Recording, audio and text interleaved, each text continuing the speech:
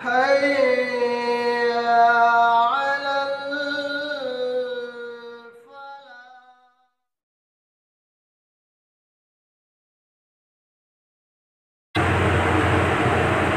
الحمد لله رب العالمين والصلاة والسلام على رسوله الكريم وبعد. أعوذ بالله السميع العليم من الشيطان اللعين الرجيم من همزه ونفثه ونفخه. بسم الله الرحمن الرحيم. فويل للذين يكتبون الكتاب بأيديهم ثم يقولون هذا من عند الله ليشتروا به ثمنا قليلا فويل لهم مما كتبت أيديهم وويل لهم مما يكسبون. وقالوا لن تمسنا النار إلا أياما معدودة قل أتخذتم عند الله عهدا فلن يخلف الله وعده أم تقولون على الله ما لا تعلمون. پچھلی آیتوں کے اندر جیسا کہ اللہ رب العالمین نے یہودیوں کی نافرمانیوں، اللہ اور اس کے رسول کے خلاف ان کی بغاوتوں کا تذکرہ فرمایا، ان آیتوں کے اندر بھی اللہ رب العالمین نے یہودیوں کی ایک اور سب سے بدترین جرات اور جسارت کا اللہ نے ذکر کیا۔ اللہ نے کہا کہ فَوَيْلُ لِلَّذِينَ يَكْتُبُونَ الْكِتَابَ بِأَيْدِيهِمْ، ہلاکت ہے ان لوگوں کے لیے کہ جو اپنے ہاتھوں سے کتاب کو لکھتے ہیں، ثُمَّ يَقُولُونَ هَذَا مِنْ عِنْدِ اللَّهِ، اور پھر یہ کہتے ہیں کہ یہ کتاب اللہ کی جانب سے ہے، لِيَشْتَرُوا بِهِ ثَمَنًا قَلِيلًا، تاکہ اس کے ذریعے وہ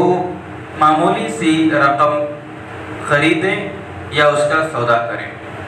پھر اللہ نے کہا کہ فَوَيْلٌ لَهُمْ مِمَّا كَتَبَتْ أَيْدِيهِمْ، ہلاکت اور بربادی ہے کہ جو کچھ وہ لکھتے ہیں، وَوَيْلٌ لَهُمْ مِمَّا يَكْسِبُونَ، اور اس کے ذریعے جو کچھ کماتے ہیں ان کے اوپر بھی، اس پر بھی ہلاکت اور بربادی ہے۔ اللہ رب العالمین نے قوم یہود کی ایک بہت بڑی جرات کا یہاں پہ اس آیت کے اندر تذکرہ کیا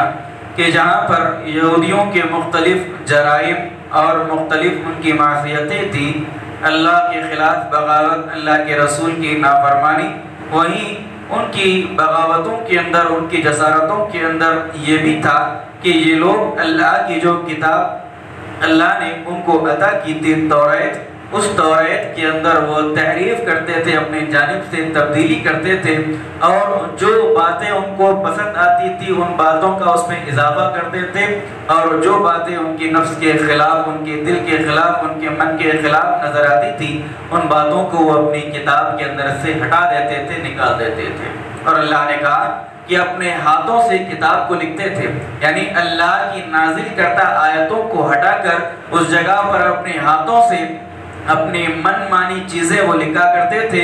اور اپنے لوگوں کے سامنے، اپنے عوام کے سامنے ان چیزوں کو پیش کرتے، اور یہ کہہ کر پیش کرتے کہ یہی اللہ کی جانب سے نازل کی ہوئی آیتیں اور اللہ کی جانب سے نازل کرتا کتاب ہے۔ اللہ نے کہا کہ یہ سب سے بڑا جرم ہے قوم یہود کا، اور اللہ تعالیٰ نے اس پر ان کے لیے ہلاکت اور بربادی کی بات کہی۔ اللہ نے کہا کہ ان کے لیے ویل ہے، جہنم کی وادی اور جہنم کی ایک ان کے لیے آبادی ہے کہ جس میں یہ لوگ رہیں گے اور ہمیشہ ہمیشہ اس کے اندر جلا کریں گے۔ اللہ نے کہا کہ یہ لوگ اپنے ہاتھوں سے جو لکھتے ہیں اس جرم پر بھی اللہ تعالیٰ ان کو ہلاک اور برباد کرے گا، اور اس ہاتھوں کی لکھائی کے ذریعے جو یہ دنیا کماتے ہیں، حقیر سی دنیا کا جو سودا کرتے ہیں، ان کی اس کمائی کے اوپر بھی اللہ رب العالمین کی ہلاکت اور اللہ کی بربادی ہے۔ یعنی اس سے یہ بات معلوم ہوئی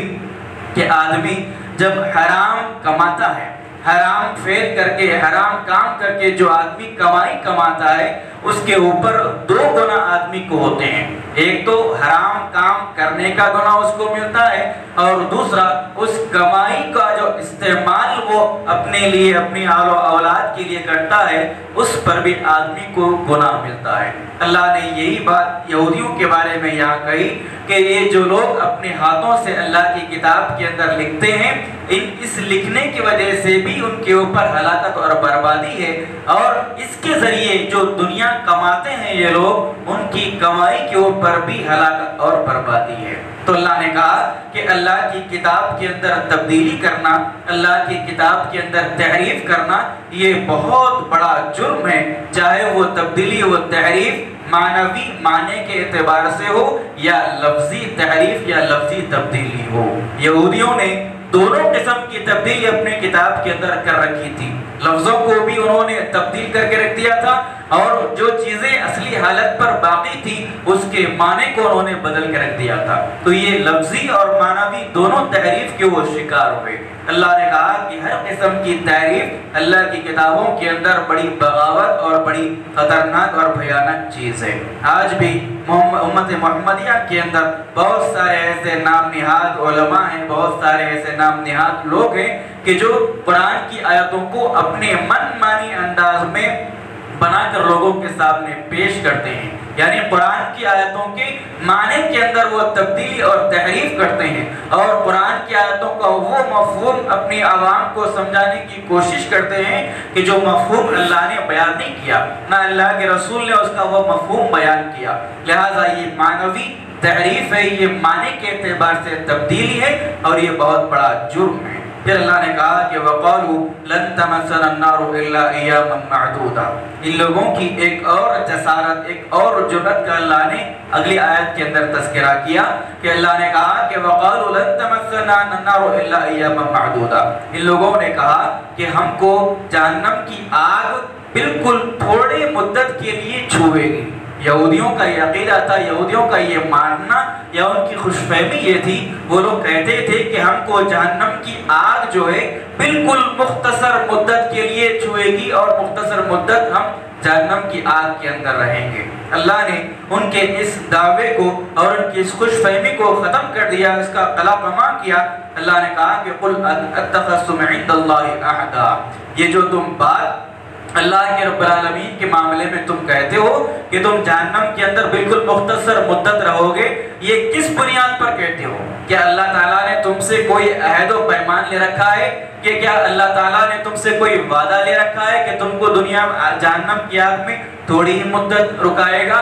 اللہ نے کہا کہ اللہ نے ایسا کوئی وعدہ تم سے نہیں کیا کہ تم کو جہنم میں تھوڑی ہی مدت ٹھہرائے گا۔ پھر اللہ نے کہا کہ فَلَن يُخْلِفَ اللَّهُ وَعْدَهُ أَمْ تَقُولُونَ عَلَى اللَّهِ مَا لَا تَعْلَمُونَ۔ اگر اللہ تعالیٰ تم سے ایسا وعدہ کرتا تو یقیناً اللہ تعالیٰ اپنے وعدے کو ضرور نبھاتا، کیونکہ اللہ تعالیٰ اپنے وعدے کو نبھانے والا ہے۔ پھر اللہ نے کہا کہ تم اللہ کے معاملے میں وہ باتیں کہتے ہو کہ جس کا تم کو قطعی علم نہیں ہے، یعنی لا یعنی باتیں تم اللہ رب العالمین کی طرف منسوب کرتے ہو۔ یہودیوں کا یہ عقیدہ تھا،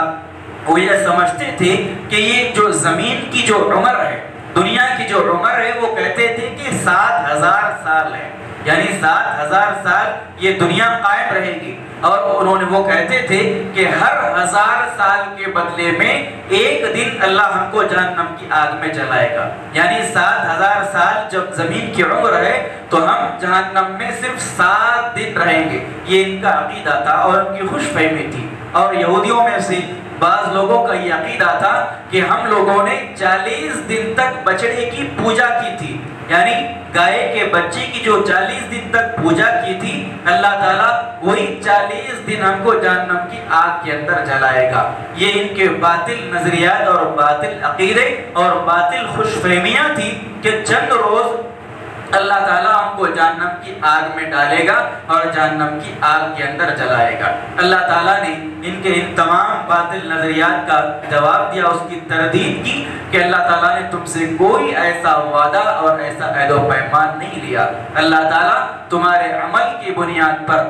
تمہارے گناہوں کی بنیاد پر، تمہارے سیئات کی بنیاد پر جب تک چاہے تم کو جہنم کی آگ کے اندر جلائے گا، اور تم میں سے وہ لوگ جو کفر کریں گے اور شرک پر جن کی موت ہوگی، ایسے لوگ ہمیشہ ہمیشہ جہنم کی آگ کے اندر جلتے رہیں گے۔ لہٰذا یہ چند خوش فہمیاں تھی کہ جو لوگ یہودی اپنے تعلق سے اپنے ذہنوں میں پال رکھے تھے، اللہ تعالیٰ نے ان کی خوش فہمیوں کا خاتمہ کر دیا۔ اس سے یہ بات معلوم ہوئی کہ عمل کے بغیر، عقیدے کے بغیر، صرف اللہ رب العالمین کے تعلق سے اچھا گمان کر کے بیٹھ جانا یہ انسان کی کامیابی کے لیے کافی نہیں ہے۔ انسان کی کامیابی کے لیے کافی نہیں کہ صرف اللہ رب العالمین پر اچھا گمان کر کے بیٹھ جائے اور خود عمل نہ کرے۔ اللہ کے بارے میں یہ سوچے کہ اللہ تعالیٰ بڑا غفار ہے، بڑا غفور ہے، اللہ تعالیٰ رحم کرنے والا ہے، اور دنیا میں کوئی عمل نہ کرے۔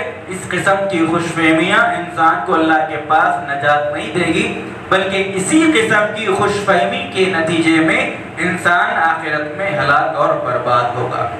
اللہ رب العالمین سے دعا ہے اللہ تعالیٰ ہم تمام کو قرآن مجید کی ان آیات پر غور و فکر اور عمل کی توفیق عطا فرمائے، آمین۔ سبحانک اللہم و بحمدک، اشہد ان لا الہ الا انت، استغفرک و اتوب الیک۔